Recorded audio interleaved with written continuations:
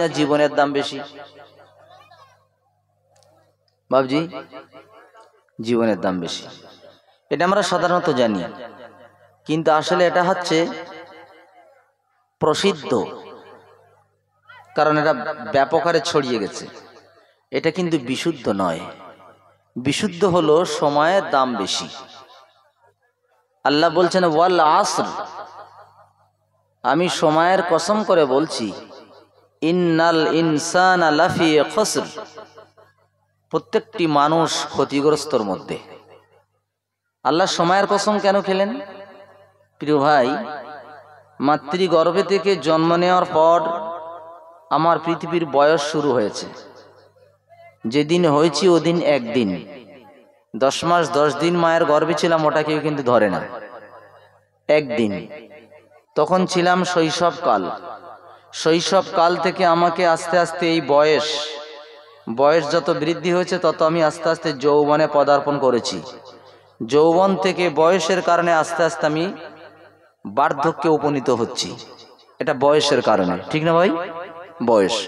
তাহলে বোঝা গেল সময়ের দাম আল্লাহর কাছে সব থেকে বেশি, আর এই সময় মানুষ সব থেকে বেশি অপচয় করে।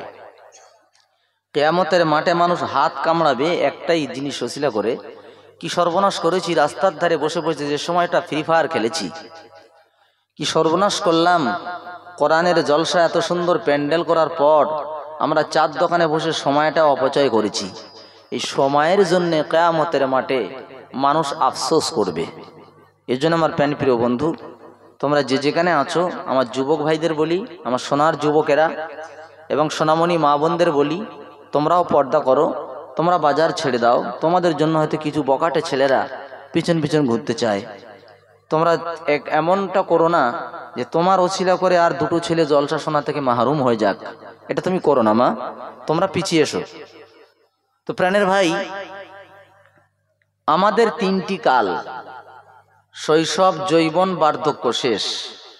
পৃথিবীরও 3টে কাল। পৃথিবীর একটি কাল ছিল শৈশব, যৌবন, বার্ধক্য। আমরা আরবিতে পড়েছি মাজি, হাল, মুস্তাকবিল। উর্দুতে বলা হয় গুজরা হুয়া জামানা, মৌজুদ জামানা, আনেওয়ালা জামানা। বাংলায় বলি অতীতকাল, বর্তমানকাল, ভবিষ্যৎকাল। এটি টোটাল ট্রান্সলেট করে আমি আপনাদের শোনালাম। পৃথিবীর শিশুকাল ছিল আদম থেকে নূহ আলাইহিস সালাম পর্যন্ত। এটা ছিল পৃথিবীর শৈশবকাল। আর শিশু বেলায় হাদিসের আইন প্রযোজ্য হয় না, তাই তখন কোনো হাদিসের বা কোনো আল্লাহর শরিয়ত তখন বিধান ছিল না।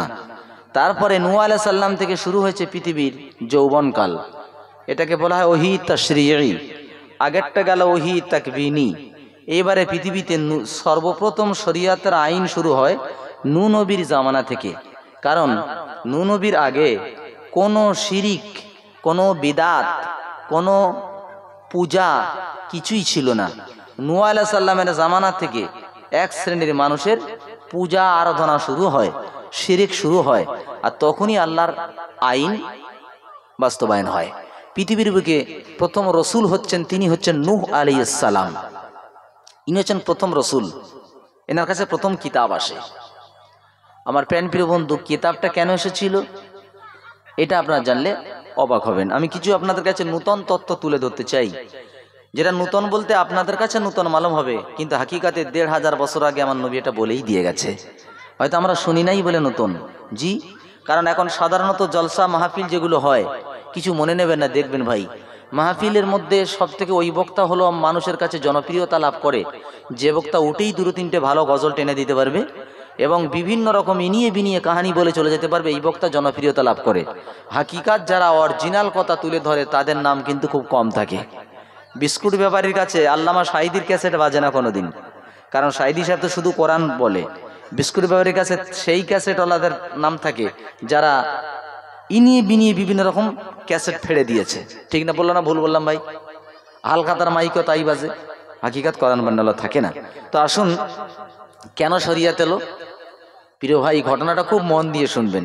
যদি আপনারা শুনে থাকেন আমাকে বলবেন যে আমরা এর আগে শুনেছি। দেখেন, এই পৃথিবীতে ঠাকুর পুজো শুরু হয় সর্বপ্রথম আল্লাহর ওলিদেরকে কেন্দ্র করে। কাদের কথা বললাম ভাই? আল্লাহর ওলি। ভুল বুঝবেন না জানে যে আমি ওলিদেরকে খারাপ বলছি, খবরদার না। ওলি হচ্ছেন আল্লাহর বন্ধু।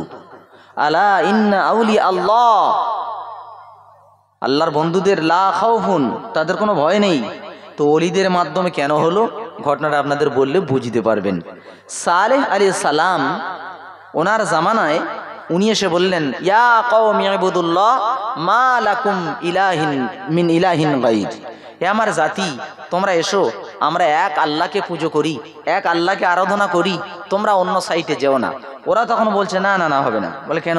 বলে আমাদের 5টা খোদা আছে। কটা খোদা বললাম ভাই? একটু উত্তর দেবেন, হেলান দিবস থাকলে হবে না। 5টা খোদা, ভাই ভাইয়ের মতো কথা বলবেন। 5টা খোদা কে কে? তো কোরআন শরীফ ওদের নাম আছে, ওয়াদ্দাউ ওয়ালা সুআউ ওয়ালা ইয়াগুস ওয়া ইয়াউক নাসরা। হাদিসে বলা আছে ওয়াদ্দুন সুআউন ইয়াগুস ইয়াউক নাসরুন, 5টা খোদা। এই 5টা খোদা কেন হলো?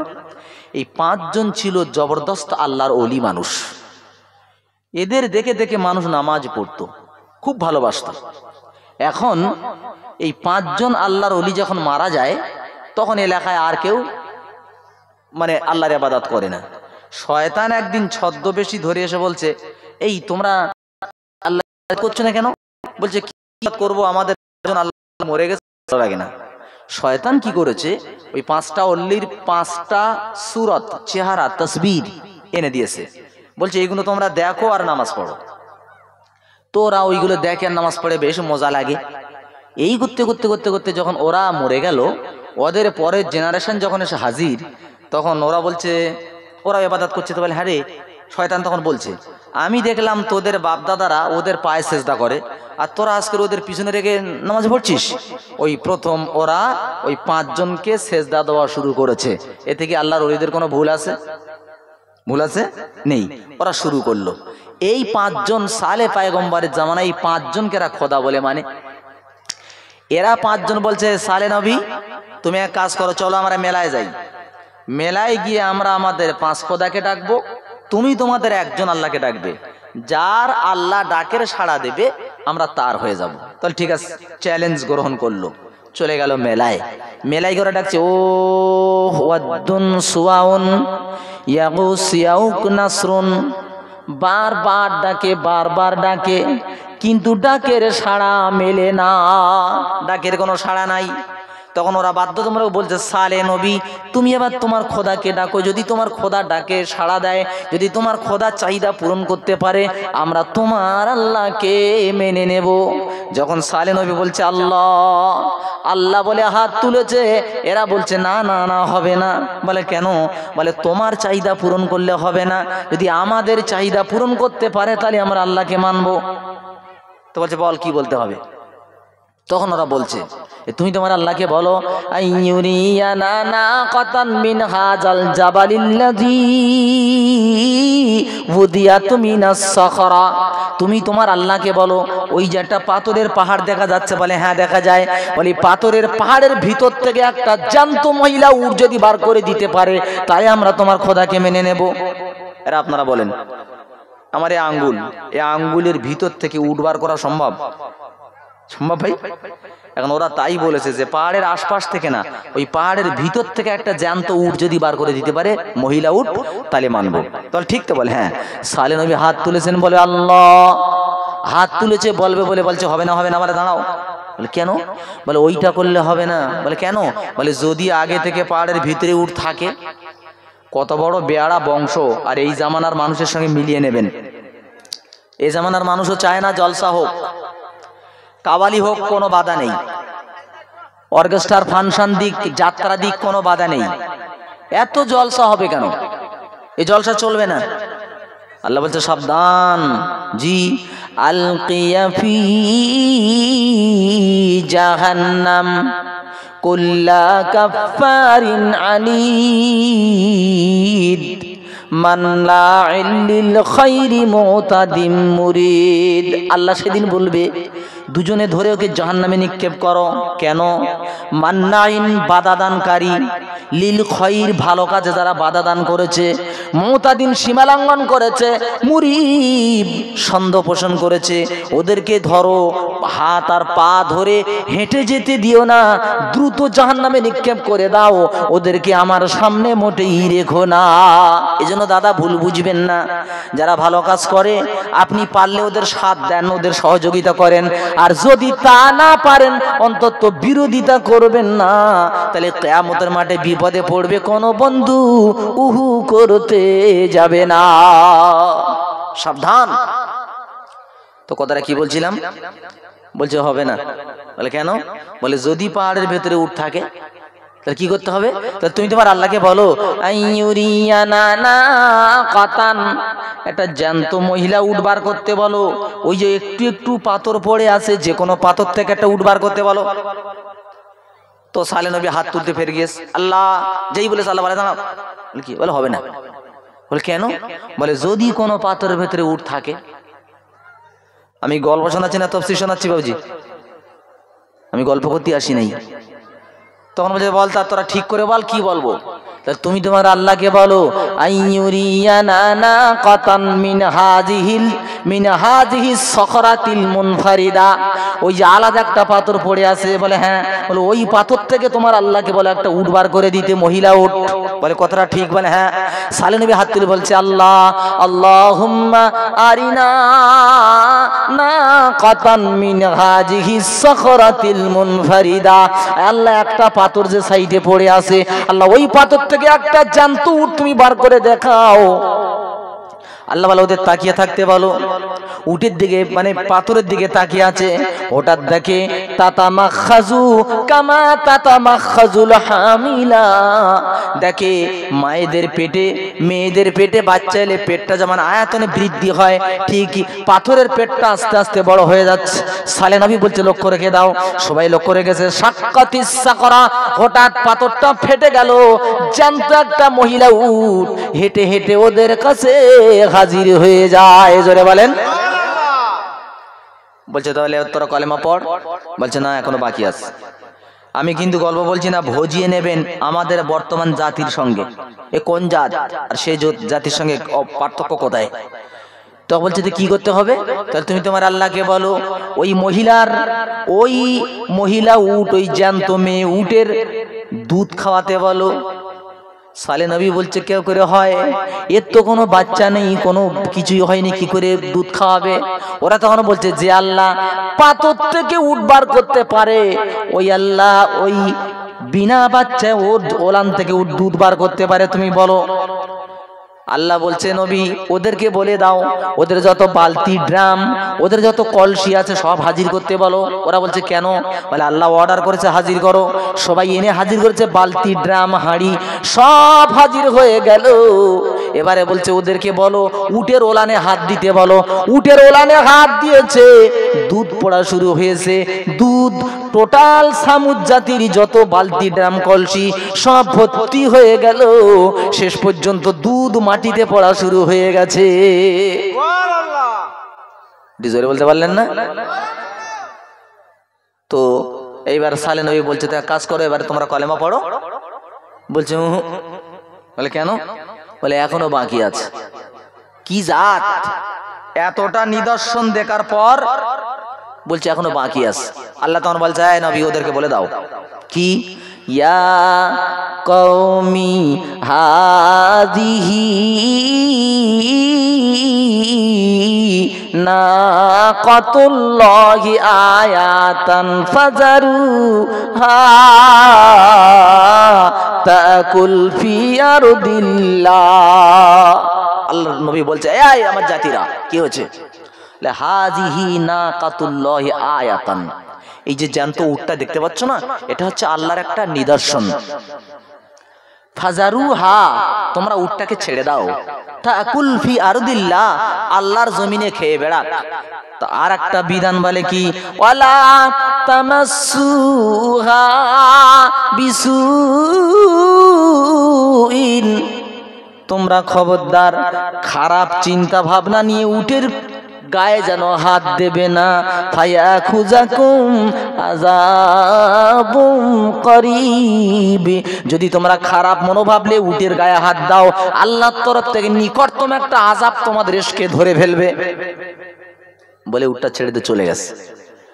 ওই জামানায় দুটো মেয়ে ছিল, বাজারি মেয়ে, যেটা বাংলায় বলা হয় বেশ্যা মেয়ে। প্রতিদিন দুটো করে খারাপ লোক ওদের কাছে আসতো। কারণ ওই দিন যখন এসেছে, বলে এই তোমরা আমাদের কাছে আসবে না। বলে কেন? বলে আমাদের একটা শর্ত যদি মানতে পারো তাহলে তোমরা কি আমাদের কাছে আসতে পারবে। তো হচ্ছে কি শর্ত? বলে শর্ত হচ্ছে এটাই, আল্লাহ সালে নবীকে যে উট দিয়েছে উটনি, ওই উটনিটাকে হত্যা করতে হবে। একটু জোরে বলেন নাউজুবিল্লাহ। যেখানে খারাপ চিন্তা ভাবনা নিয়ে উটের গায়ে হাত দেওয়া নিষেধ, সেই উটকে হত্যা করতে বলছে। এখানে দুটো শিক্ষা দিচ্ছি আপনাদের। একটা হলো জাতির অবস্থা কি, দুই হলো আল্লাহ বলছে একটা গ্রামে যদি দুটো সুদখোর থাকে বা একটা সুদখোর থাকে, একটা সুদখোরের ওসিলায় টোটাল গ্রামের মানুষ গজবে পড়বে। ভালো করে বুঝছেন?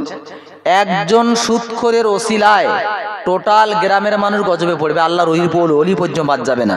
তাই রসুল বলছে তোমরা সুদখোরের কাছে যাও, ওর পায়ে ধরে বোঝাও, ভাই তুই সুদ খাস না, ভাই তুই সুদ খাস না। আর যদি তুই একান্ত সুদের কারবার না ছাড়িস, তাহলে তুই এই গ্রাম ছেড়ে অন্য জায়গায় চলে যা, তোর জন্য গ্রামে গজব আসবে, আমরা মানতে পারবো না। এবারে দেখেন তো লোক দুটো বললো তাহলে ঠিক আছে, আমরা তাহলে এবার দেখি কোথায় ডাকাত পাওয়া যায়। কোরআনে এসছে ওই জামানায় একটা ডাকাতির দল ছিল। কোরআন শরীফে বলছে ওয়াকানা ফিল মাদিনাতে তিসগাতু রাহাতি ইউফসিদুনা ফিল আরদি ওয়ালা ইউসলিহুন। ওই জামানাতে মদিনাতে 9 জন একটা ডাকাতির দল ছিল। 9 জন তারা ছিল। কজন ছিল ভাই? 9 জন। 9 জনের ভিতরে যে হেড ছিল তার নাম কুদার। কফ দাল আলিফরা কুদার, কহেসু দয়াকাররা কুদার। এই হচ্ছে ডাকাতির হেড। ওর কাছে বলছে ভাই একটা মার্ডার করবি? ওরা বলছে আরে টাকা দিলে কি না করি আমরা। এ জামানায় দেখেন না আপনারা, আহারে ও আমাকে মার্ডার করছে, আমাকে যে গুলি করলো কেন করলো আমি জানি না, আর ও যে আমাকে গুলি করেছে কেন ও নিজেই জানে না। দেখেন এক শ্রেণীর নেতা আছে, তাদের কাছে সেলারা যায়, যাওয়ার পর এই তোরা কোথায় ছিলি? বলে এক্ষুনি যা ওই লোকের ঘরটা ভেঙে দিয়ে। তো যাদের ভাঙতে পাঠাচ্ছে ওরা হুকুম পালন করছে, কিন্তু কি জন্য ঘর ভাঙবে ও নিজে জানে না, আর যার ঘরটা ভাঙতেছে সেও জানে না যে আমার ঘরটা কেন ভাঙতেছে। এই জন্য আমি বলি পৃথিবীতে মানুষ বর্তমান 3 শ্রেণীর পাওয়া যায়। কটা শ্রেণী বলেছি ভাই? 3 শ্রেণী। একটা হলো গরু মার্কা, একটা হলো সাপ মার্কা, একটা হচ্ছে কুকুর মার্কা। খুব ভালো করে বুঝে নেবেন কেন। প্রথম বলি সাপ মার্কা। সাপ, আপনি আপনার জমির আল দিয়ে হেঁটে যাচ্ছেন ধান দেখতে দেখতে বা বাগান দেখতে দেখতে, হঠাৎ সাপ এসে আপনাকে কামড়ে দিয়েছে। সাপও জানে না কেন কামড়ালাম, আর ইনি জানে না কেন কামড়ালো। এও মরে গেল, ও বেচারাও জোরে গেল, অবস্থা ক্লিয়ার। এই ধরনের একদল মানুষ আছে যারা মানুষকে মারে, সুপারি নেয়, কেন মারে আর ও কেন মারছে ও নিজেই জানে না। 1। 2 নাম্বার গরু মার্কা। গরু যদি আপনি 12 বছর পুষে আর বলেন গরু, ওরে আমার গরু ছোট্টবেলার থেকে কোলে করে মানুষ করেছি, গরু তুমি মাঠে যাও, মাঠের প্রথম ধানটা আমার, ওই ধানটা বাদ দিয়ে খাবে গরু, আমার ধান যেন খাবে না। গরু তখন কি বলে, মালিক আমার শুধু একবার ছেড়ে দিয়ে দেখ, আমার নাম গরু, যেখানে যার প্রথম ধান পাবো সেখান থেকে হবে শুরু, কারণ আমার গোডাউন ভর্তি করা কাজ, আমার কারো দেখা গরিব কি ধনী আমি দেখি না। আপনারা মিলিয়ে নেন। এক শ্রেণীর মাল আছে, সৈরাচার আছে, পার্টিতে যে তার পর লুটপাট করে গরিব লোকের ঘর, ও শুধু জানে আমার পেটটা ভর্তি করতে হবে, আমার বউ বাচ্চা বাঁচাতে হবে। এমন গরু মার্কা। গরু যেমন ধনী গরিব চেনে না, এই যে লুটপাটকারী ধনী গরিব কাউকে চেনে না, গড়ে লুটপাট করে আর খায়, আর ওই মাল খেয়ে যা জন্ম দেয়, জানতো হারামির বাচ্চা জন্ম দেয়। ও হারামির বাচ্চা যত সমাজে তৈরি হবে তত সমাজে জলসায় বাধা দেবে, কোরআনের মাহফিলে বাধা দেবে, নামাজে বাধা দেবে, মসজিদে বাধা দেবে, আলেমদের বেইজ্জত করবে, বাপ মার ভাত দেবে না।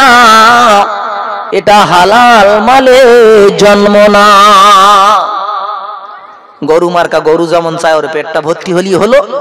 একদল মানুষ তারা চায় হালাল হোক আর হারাম হোক, সুদ হোক আর বন্ধন কমিটির লোন হোক, আমার পেটটা ভর্তি হোক, আমার বাড়ি তিনতলা হোক, আমার বাচ্চা বেঁচে থাক, ও গজবে যাক। এরা হচ্ছে গরু মার্কা। কথাটা বোঝেছে না বোঝেনি? 3 নাম্বার কুকুর মার্কা। এটা কি রাধাবল্লভপুর? তো এইখানে যদি বাসন্তী ব্রিজ থেকে একটা কুকুর আসে, এলাকার কুকুর ওরে থাকতে দেবে বলে মনে হয়? কোনো অন্যায়ের দরকার নাই, কিচ্ছু দরকার নাই, ওরে তেড়ে মাঠ পার করবে। ও জানে না কেন তেড়ে নিয়ে যাচ্ছে, আর এ জানে না আমি কেন ছুটতেছি। বললেন না, জাত ভাই জাত ভাইকে দেখতে পারে না। হায় হায় হায়, সেরা বলে গোল গোল চলবে না, গোল বলে সেরা চলবে না, লম্বা টুপি বলে গোল টুপি চলবে না, আর গোল টুপি বলে লম্বা টুপি চলবে না। এরা খ্রিস্টানের দিকে সালাম দেয় কিন্তু গোলে সালাম দেয় না, আবার গোল লম্বাকে সালাম দেয় কিন্তু লম্বা গোলকে সালাম দেয় না। হচ্ছে না হয় না? কি সর্বনাশ! এ জাতির পরিবর্তন আর কবে হবে? যে প্যান্ট পরে দাঁড়িয়ে ছাড়তেছে, পূব পশ্চিম গরুর মতো চেনে না, কুকুরের মতো। আর এই কুকুর পূব পশ্চিম দেখে পেশাব করে কি? ওর যেখানে লাগে সেখানে ছাড়ে, যেদিকে লাগে সেদিকেই ছাড়ে। এক শ্রেণীর মাল এমন আছে, এমন প্যান্ট পরে তারা বসতেও পারে না, আর পূব পশ্চিম কুত্তার মতো কিছুই চেনে না, যেখানে লাগে সেখানে ছাড়ে, আর যেদিকে লাগে সেদিকেই ছাড়ে। ওদের বিরুদ্ধে কেউ ফতোয়া দেয় না, নামাজ মোটেই পড়ে না, ওদের বিরুদ্ধে ফতোয়া নাই। যত ফতোয়া জারি হচ্ছে গোল জামাত চেরা জামালে। এই জাতির অবস্থা পরিবর্তন আর কবে হবে? আমি তো মাঝে মধ্যে বলি, সেই অবস্থার দিন সামনে এসে হাজির হয়েছে। কি দেখেছেন না? ফিলিস্তিন, তারপরে ইয়েমেন, তারপরে হুতি, হেজবুল্লাহ, এরা এদেরকে ঘরে ঘরে যুদ্ধ হতে বলো, এদের ঘরে ঘরে যুদ্ধ। ইরাক ইরান দীর্ঘদিন যুদ্ধ হয়েছে না হয়নি? দীর্ঘদিন যুদ্ধ হয়েছে। এখন এ বলে ও কাফের, ও বলে ও কাফের। আমি অবাক হই। এক বক্তা স্টেজে বলছে ও ইয়ে পড়ে এসো মোনাফেক, ও বক্তা উঠে বলতেছে ও মোনাফেক। আমি বলছি ভাই তোদের ঝগড়া একদিন মিটবে, কবে জানিস? বলে কবে? একজন বিয়ে করেছে, বউ কাছে আসে না, 4 বছর 5 বছর হয়ে গেছে, বউ কাছে আসে না। এ হুজুরির পানি পড়া, ও হুজুরির তেল পড়া, ও হুজুরির চাল পড়া, ও হুজুরির মিশ্রি পড়া, কোনো পড়া কাজ দেয় না, বউ কাছে আসে না। স্বামী তাকে পূব দিকে, তো বউ হয় পশ্চিম মুখ। বুঝতে পারছেন না? একদিন গভীর রাত, তখন 2টো বেজে গেছে, বউ বাবা গেছি বলে পাজা করে ধরেছে। স্বামী বলতেছে আল্লাহ, অনেকদিন পরে বউ কাছে ব্যস্ত। স্বামী তখন আবেগে চড়ে বলেছে আল্লাহ, লাস্টের চিনি পোড়াটা কাজ দিয়েছে। বউ বলতেছে ঘোড়ার ডিম আর কচু কাজ দিয়েছে। বলে কেন? বলে চিনি পোড়া না, ঘরে চোর ঢুকেছে, ভয়তে তোকে পাজা করে ধরিস। তখন বাড়িওয়ালা বলতেছে আয় चोर, मैं तुझे खैर मकदम कहता हूँ कि तू हर रोज मेरे घर पे आया कर, क्योंकि तेरी वजह से मेरी बीवी मिल गई। এই চোর, তুই প্রত্যেক দিন আয়, 6 বছর 7 বছর কোনো পিস সাহেবরে আমার কাছে আনতে পারিনি। তুই ঘরে ঢুকেছিস, তোর ওসিলায় বউ কাছে এসেছে, তুই প্রত্যেক দিন আমার ঘরে আয়, সব নিয়ে যা, যেন বউটা কাছে আসে। কি বোঝাতে চাইলাম? আল্লাহ বলছে ভালো করে শোনো, আস্তাগফিরুল্লাহ, ভালো করে শোনো। কি? কোন হুজুরির বক্তৃতা নামাজ পড়াতে পারে না, কোন হুজুর গোল টুপি লম্বা টুপি এক জায়গা করতে পারলো না। লিলিয়ে দিয়েছে আরএসএস বজরঙ্গকে, লিলিয়ে দিল ব্রিটেনকে, লিলিয়ে দিল ইসরায়েলকে। ইসরায়েল তুই এবারে ঝাল। ইসরায়েল যখন ঝালতেছে, কাপের মোনাফেক সব বাদ গেছে, তখন সব এক জায়গায় হয়ে বলতেছে আর দুদিকে তাকা যাবে না, এবারে এক জায়গায় হয়ে চালাই চলো, নইলে বাঁচা যাবে না। তাই কোন হুজুর ওদের এক জায়গায় করতে পারেনি। নেতানিয়াহুর মতো কুত্তার বাচ্চা হামলা করেছে, আর সব তবলিগ হিজবুল্লাহ আজান গাছি এক জায়গা হয়ে গেছে। জোরে বলেন সুবহানাল্লাহ। আমরাও বাসন্তীর লোক, রাধাবল্লভপুরীর লোক, অত সহজে আমরা এক জায়গায় হব না। আমরাও এক জায়গায় হবে একদিন। কবে জানেন? যেদিন এই এলাকায় তৈরি হবে এরকম দাজ্জাল মার্কা মাল, যখন দেখবে। আচ্ছা আপনারা বলেন, যখন খ্রিস্টানেরা মুসলমানদেরকে মারে, তখন লম্বা টুপি আর গোল টুপি দেখে দেখে মারে না গড়ে মারে? এ মোল্লা, এ কাটা, ব্যাস, ও চেরা গোল লম্বা দেখে না, গড়ে মারো। ওরা যখন মারে তখন গড়ে মারে, দেখে না চেরা কি ঘেরায়, দেখে না। আর তোমাদের মধ্যে চেরা ঘেরা কেন এসে গেল? যাই হোক ভাই, আমি কথাটা কি বলতেছিলাম, কোন জায়গাতে ছেড়ে আসলাম বলুন তো দেখি? 9 জন ডাকাত, তাই না? ওরা ওদের কাছে এসেছে যে একটা মার্ডার করতে হবে। ওরা বলছে পয়সা দিলে কি না করতে পারি, আমরা সব করতে পারি। ঠিক আছে, তোমাদের মানুষ মারতে হবে না। বলে কি করতে হবে? বলে ওই যে সালে নবীকে আল্লাহ যে উটনি দিয়েছে, ওই উটনিটাকে মারলে হবে। এরা বলছে আরে মিয়া, আমরা মানুষ মার্ডার করি আর উট মারবো তো কি হয়েছে? ব্যাস, টাকা নিল। রাত্রির বেলা ফাকারু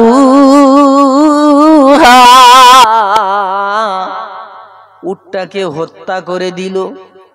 সকালবেলা মানুষ উঠে দেখে, চতুর্দিক থেকে দেখে উট হত্যা করে ফেলেছে উটনিকে।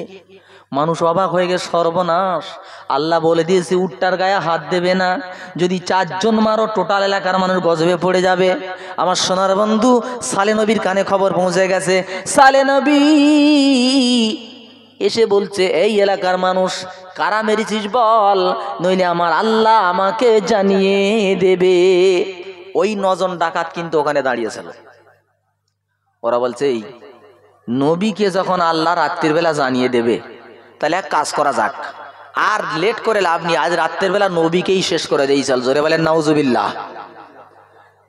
কিরকম অবস্থা দেখেন, হাবিবুল্লাহ ন্যায্য কথা বলতেছে, রুহুল কুদ্দুস সাহেবের মতো বিরিজির মুখে নিয়ে আসুন একবার।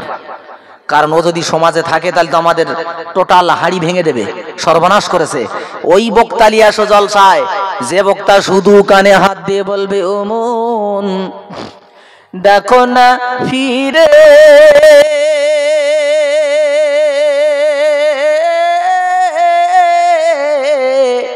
চলবে চল বেলা ডুবে যায় ও মন। এই বক্তা নিয়ে আয়, তফসির যে করে তারে আনবি না। চীন দেশে তফসির করা বন্ধ কেন? তফসির শব্দের অর্থ কি? তফসির কারে বলে? আমার প্রাণের বন্ধু, আমার এই ফ্ল্যাক্সটা দেন ভাই, এটার নাম কি বলেন তো? ফ্ল্যাক্স।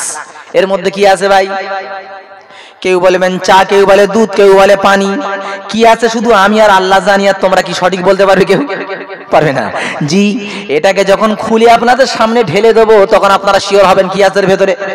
তো কোরআনের তাফসীর করার অর্থ হলো খুলে ফেলা, ওপেন সিক্রেট করা, উলঙ্গ করা।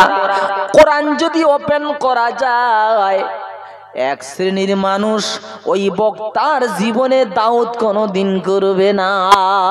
কোরআনকে খুলে দিতে হবে। তাই চীন দেশে তাফসীর করা বন্ধ হয়ে গেছে। তাফসীর করলে দাদাগিরি চলবে না, তাফসীর করলে রাস্তার টাকা মারা যাবে না, তাফসীর করলে সুদ খাওয়া যাবে না, তাফসীর করলে জিনা করা যাবে না, তাফসীর করলে 5টা বিয়ে করা যাবে না, তাফসীর করলে বন্ধন কমিটি বউকে পাঠানো যাবে না, তাফসীর করলে দাড়ি কাটা যাবে না, তাফসীর করলে বাপ মার সেবা না করে থাকা যাবে না, তাফসীর করলে নামাজ না পড়ে থাকা যাবে না, তাফসীর করলে আলেমদের বিইজ্জত করা যাবে না, যেন তাফসীরই করা যাবে না। প্রাণের বন্ধুরে আমার, এবারে রাতের বেলা এই 9 জন ডাকাত খুঁজতে খুঁজতে খুঁজতে খুঁজতে চলে যাচ্ছেন সালে নবীকে হত্যা করবে বলে। গিয়ে দেখে সালে নবীর বাড়ির সবাই বসে আছে, টুপ করে পাহাড়ের আড়ালে আশ্রয় নিয়ে বলছে এখন মারা যাবে না, কারণ সবাই চেতনা আছে। জি, অকালু তাকাসামু বিল্লাহি লানুবাইয়িতান্নাহু আহলাহু সুম্মা লানাকুলান্না লিওয়ালিহি মা শাহিদিনা মাহালিকা আহলিহি ইন্না লাসাদিকুন। ওরা বলছে শপথ করো আল্লাহর নামে। ওরা 9 জন বলে শপথ কর আল্লাহর নামে, আজ রাত্রের বেলা সালে নবীর বংশকে হত্যা করে দেব, আর এলাকার বড় দাদার কাছে গিয়ে বলবো মা শাহিদনা মালিকা আহলিহি, আমরা যখন সালে নবীকে মেরে ফেলেছিল আমরা ওখানে ছিলাম না, ওয়াইন্না লাসাদিকুন, আমরা সত্য কথা বলতেছি। ওরা পুরো আলোচনা রেডি। যখন সবাই ঘুমিয়ে পড়েছে, সালে নবী রাত্রের বেলা উঠেছেন ইবাদত করবে, এরা হামলা করতে গিয়েছে। হঠাৎ দেখে পিছন থেকে ওদের উপরে কে হামলা করেছে। তাকিয়ে দেখে কি সর্বনাশ, এলাকা কাছে তো কেউ নেই, কে হামলা করলো? আবার দ্বিতীয়বার হামলা, আবার দেখে পিছন থেকে কে হামলা করে দিয়েছে। এবারে বলছে আর না, এবারে আখিরি হামলা, মারবই মারবো। আখিরি হামলা করতে গেল, পিছন থেকে কে আখিরি হামলা করে ওদের দুনিয়া থেকে বিদায় করে দিল। জোরে বলেন সুবহানাল্লাহ। এখন চোরের বাপ মা রাত্রির বেলা বেশি চিন্তা করে না কম চিন্তা করে? চোরের বাপ মা জানে এ তো বাড়ি থাকবে না, কোন খানার কোলে ফেলে রেখেছে না কোন গাছে বেঁধে রেখেছে না কোন থানায় ধরে রেখেছে। সকালবেলা উঠে চলছে বৌমারা, আমার ছেলেরা বাড়ি এসছে বলে না, সর্বনাশ, খোঁজ খোঁজ খোঁজ। এসে গ্রামের লোকদের বলছে, ভাই তোমরা কি দেখেছো আমার ছেলেদেরকে? বলে হ্যাঁ, সন্ধ্যাবেলায় দেখতেছিলাম এই রাস্তা দিয়ে গেছে। খুঁজতে খুঁজতে সালে নবীর কাছে হাজির। বলছে তুমি কি আমাদের ছেলেগুলোকে দেখেছো? সালে নবী বলছে আমি দেখি নাই। আর বাস্তব কিন্তু সালে নবী জানে না, সালে পয়গম্বর জানে না। ওরা একটু দূরে গিয়ে দেখে 9টা লাশ পড়ে রয়েছে। এসে বলছে, এই সালে নবী, এই তোমার বাড়ির কাছে 9টা লাশ, তুমি জানো না তো কে জানে? সালে নবী বলছে, কসম করে বলছি আমি জানি না কে কি হয়েছে। বলে তুমি জানো না মানে? আজ তোমার খবর আছে বলে চলে এসেছে। আল্লাহ বলে, নবী ওরা বলছে তোমার খবর আছে, ও নবী ওদের তুমি বলে দাও তোমাদের খবর আছে। ও নবী ওদের বলে দাও, তামাত্তাউ ফি দারিকুম সালাসাতা আইয়াম, তোমরা 3 দিন তোমাদের ঘরে খেয়ে নাও। 3 দিন পরে আল্লাহর গজব আসবে, টোটাল বংশ ধ্বংস হয়ে যাবে। ভুল করেছে কজন? ভুলে গিয়েছেন? 9 জন। হ্যাঁ, ভুল করেছে 9 জন। এবারে বলছে গজব আসবে, টোটাল এলাকা শেষ। ওরা বলছে ঠিক আছে দেখা যাবে। নবী বলে যাচ্ছে, এই বংশের লোক শুনে রেখে দাও, প্রথম দিন যখন তোমরা ঘুম থেকে উঠবে তোমাদের মুখগুলো সাদা হয়ে যাবে। দ্বিতীয় দিন যখন ঘুম থেকে উঠবে তোমাদের চেহারা লাল অথবা হলুদ হয়ে যাবে। তৃতীয় দিন যখন ঘুম থেকে উঠবে তোমাদের চেহারা কালো হয়ে যাবে। আর যেদিন তোমাদের চেহারা কালো হয়ে যাবে তোমরা সেদিন আল্লাহর গজবের অপেক্ষা করবে। বলে নবী চলে গেছে। ওরা সকালবেলা ঘুম থেকে উঠে বউ স্বামীকে বলছে, হ্যাঁ তোমার চেহারা সাদা কেন? স্বামী বউরে বলছে, তোমার চেহারা সাদা কেন? কেউ কিন্তু বিশ্বাস করছে না। সাদা মানে এমন সাদা না যে সাদার কারণে ঝামেলার বিয়ে হয়, এমন সাদা যে সাদার কারণে মেয়েদের বিয়ে বন্ধ হয়ে যায়, স্যাঁতসেঁতে সাদা। সামুদ জাতি পৃথিবীর জমিনে প্রথম ওরা আয়না আবিষ্কার করে। আয়না বিশ্বাস করছে না কেউ কারোর কথা। আয়না আবিষ্কার করে দেখে সত্যি তো সাদা। শুয়ে পড়েছে, তারপরের দিন ঘুমিতে উঠেছে, ইহফাররাত উজুহুম আও ইখমাররাত উজুহুম, চেহারা লাল অথবা হলুদ হয়ে গেছে।